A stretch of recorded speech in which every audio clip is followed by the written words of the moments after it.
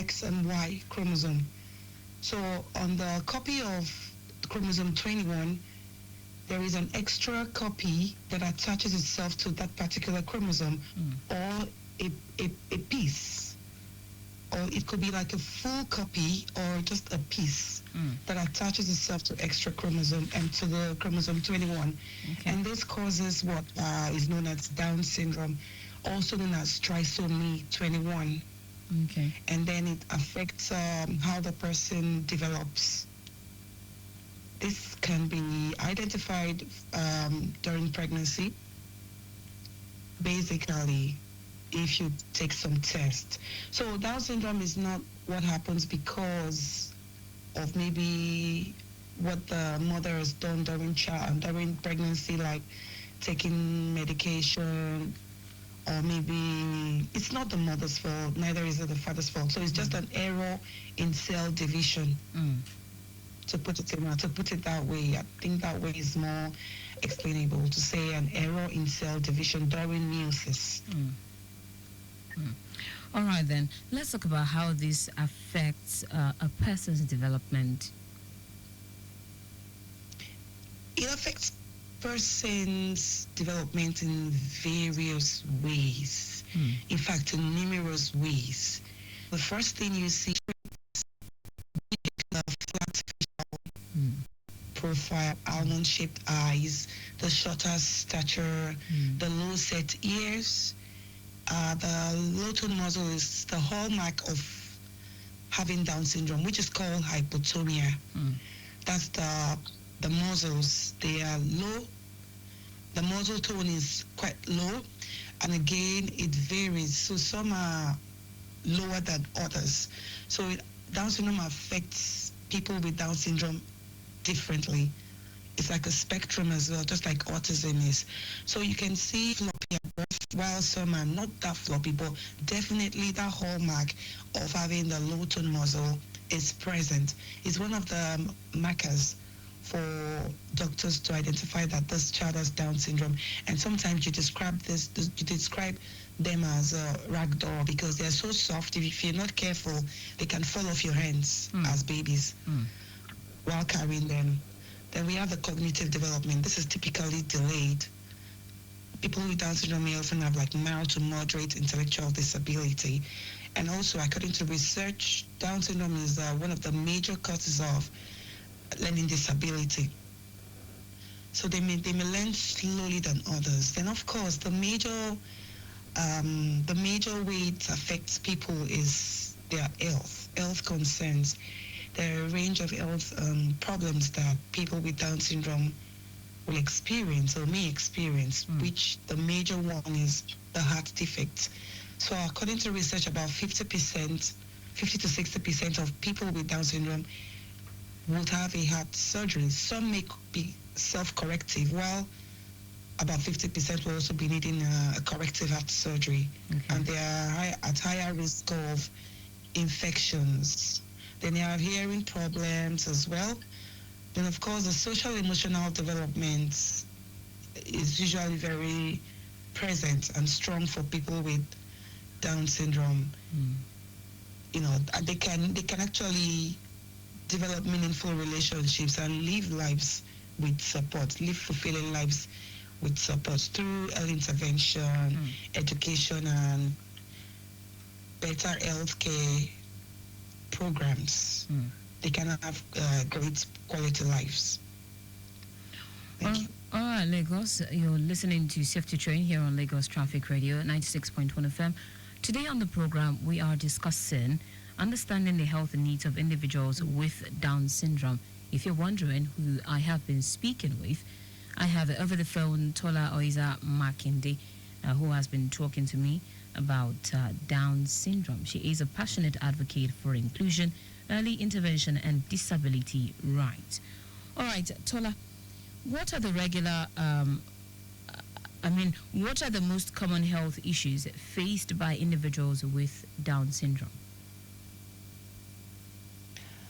The most common health issues, the most commonest, like I said before, is heart diseases. Oh. and it's called the congenital heart defect. So it occurs in about 50% of babies with Down syndrome. Wow.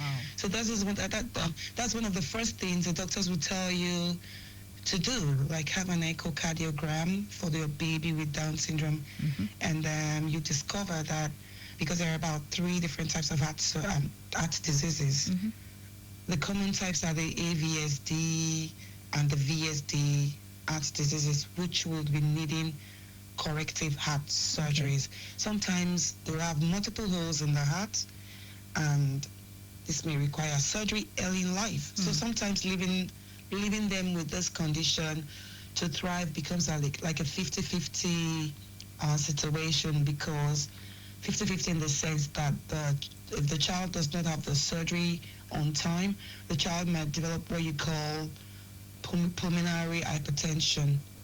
And if that sets in, the heart begins to vegetate, and sometimes there's really no way out. The child just continues to live with that heart defect, and just ordinary malaria can take the child's life because there's actually a heart problem. But some people with Down syndrome are thriving without surgery. Some parents don't even know their child needs to go for the echocardiogram. Some parents just leave leave their children to thrive with Down syndrome. And another health concern is hearing loss. There are about 3 different types of hearing problems people with Down syndrome experience. And this can be caused by fluid in the middle ear. And sometimes it's the tiny bone structures of how the ears, the structure of the ear is formed or has formed. So sometimes structural defects can cause those hearing losses, and sometimes they require surgery. Sometimes to drain the fluid from the ears, they have to wear some hearing aids at some point as well, if this has been identified. And regular hearing tests too is actually very important, because this could lead to deafness if it's not treated, like frequent ear problems. If not treated or attended to, this could lead to deafness in Down syndrome or hearing loss, or for a better word, we say hearing loss. And then we have vision problems as well. But the way the vision affects children with Down syndrome could be in different ways. It could be that they have nearsightedness, they have nystagmus or strabismus, and of course, again, they're prone to blocked tear ducts and cataracts. It's very important, because with vision problems when it comes to Down syndrome, so you see the black pupil, so part of the cause of this is because of the hypotonia, which I earlier on spoke about. And the black pupil cannot stay in a place. If you look closely, it's moving rapidly. It's not stable, and that is just because of the low tone muscle. The low tone muscle, which I said is called hypotonia, and which I said earlier on is a hallmark of Down syndrome, is the main thing that affects the delay in walking, delay in talking, the delays generally, physical delays with fine motor skills, gross motor skills. And imagine, again, I'm talking about even the pupil. So you see the black pupil moving up and down randomly like that. Sometimes this stabilizes it by itself and not needing surgery at all. But what needs surgery for vision problems in Down syndrome is blocked tear ducts. So you think the child is crying, the eyes are just watery, the tear ducts are blocked, and they're not able to pass that water through the normal process like every other person. So it comes out like they're crying. Okay. And strabismus, of course, strabismus is like the crossed eyes. We see that a lot in Down syndrome and short-sightedness, Okay. And that's why you see that. With early intervention, glasses can be recommended for treatment of those eye problems. Another thing I wanted to mention about the vision is the vision acuity problems. And that just means, for example, you have a paper with stuff written on it. For a child with Down syndrome, everything you've written on that paper, for some people with Down syndrome, whatever you've written is just dancing about on that paper. So some people have with Down syndrome really want to read, like they love books a lot, but they can't focus on it. They can't concentrate. You just feel they don't want to read, or that's just because they might have what you call the vision acuity problems, and that's everything they are seeing is just dancing about. Wow. It's not stable like you and I can see and read. So that's why we recommend that whatever you're teaching them has to be boldly written down, so that they can be able to visualize it. Apart from saying that they may have this problem, they are visual learners, very good ones at that. Okay. Another health concern I can talk about here is, let me go back to hypotonia. And why I'm going back to hypotonia is because children with Down syndrome, people with Down syndrome can present with what you call orthopedic problems, and that varies a lot. It affects their posture, their movement, their coordination, and so this is just looking at the lower muscle in addition to the joint problems. And when we talk about the joint problems, we're talking about loose ligaments, the loose joints, which can cause dislocation. So if there's what we call ankle rotation. So if you look at their ankle, it's able to turn, like just rotate, not like you and I can rotate our ankles. Sure. And they are very, very flexible, like hyperflexibility in nature.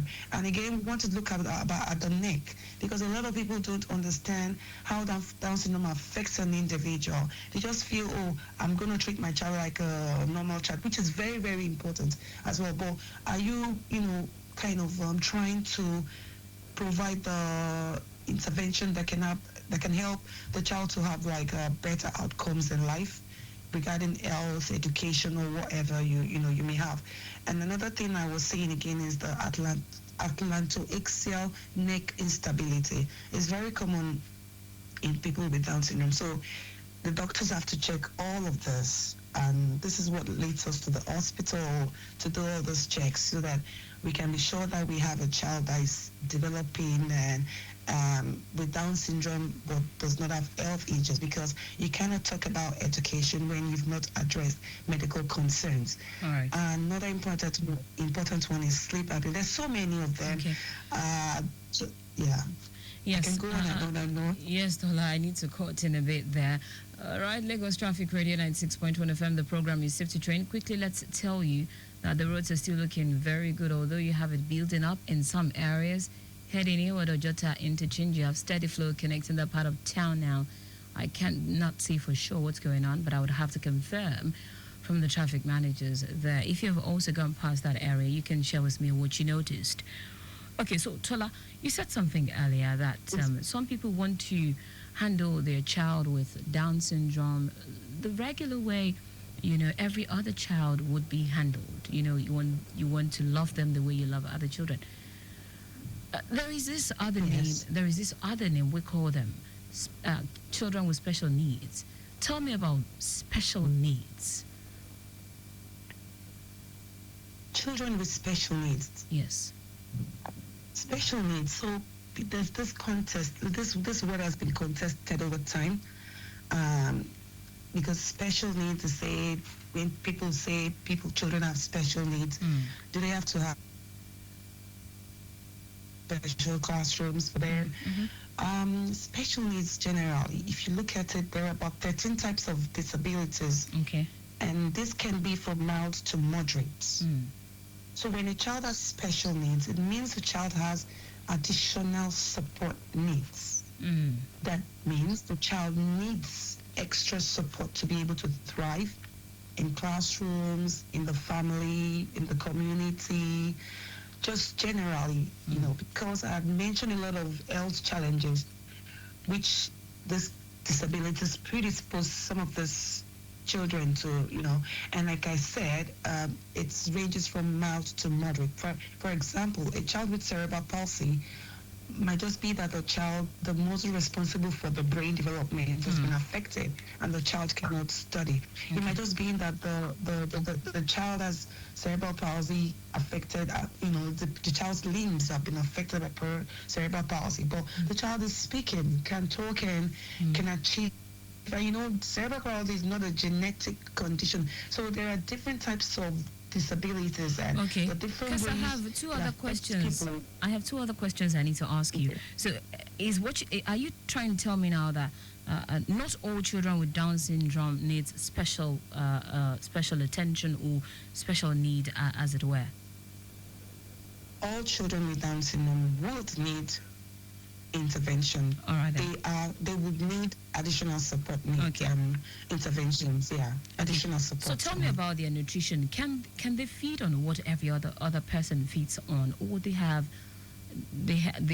to focus on some special, meals? Well, we cannot restrict them, even though we know that they're likely to face certain health issues if they don't have good nutrition. But to prevent them from having some of those diseases progressing, because sometimes some of them might have these diseases because secondary to having Down syndrome. For example, Down syndrome can affect children. Like children can have Down syndrome can coexist with other diseases. Down syndrome can coexist with autism. It can coexist with arthritis. So we have Down syndrome, arthritis in Down syndrome, kidney diseases, and sometimes some of the organs are not properly formed. Okay. So we just want people with Down syndrome to feed well and not eat a lot of junk because they are prone to having obesity as well. Okay. And we need food that can help support their gut health because they are prone to what we call celiac diseases. And sometimes we see that their metabolism rate is slower. They're not able to digest carbohydrates as fast as you and I, Okay. do digest carbohydrates. Okay. So how can we as a community, school, the society in general, how can we help people with Down syndrome?